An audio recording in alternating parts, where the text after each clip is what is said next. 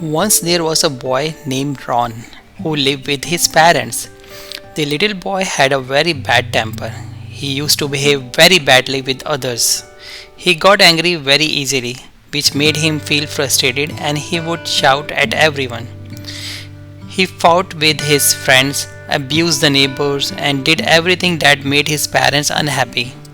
Once the anger subsided, he would forget everything what he had done and said. However, no one liked him and avoided him all the time. The boy too was unable to control his anger and he did not know what to do. One day his father called him and said, "My son, it seems that you are trying, but still you cannot get rid of your bad habit. If you are ready to listen to me, I can give you a solution. I am giving you a bag of nails. Every time you feel angry, go and hammer these nails on the fence." The boy did not know whether this would work or not, but still agreed to what his father said. For that day, every time he became angry, he hammered the nails on the fence.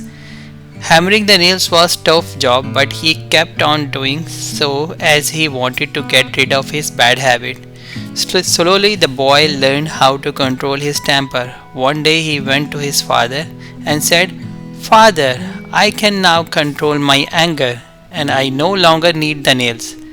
Hearing this, the father was happy.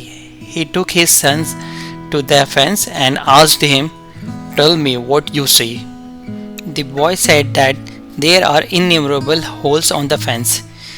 The father continued by saying, "You have to make so many holes by hitting the nails hard in the fence. In the same way, you have hurt so many people with your harsh words. Remember, bad words once spoken cannot be taken back, and the pain is never to reduce.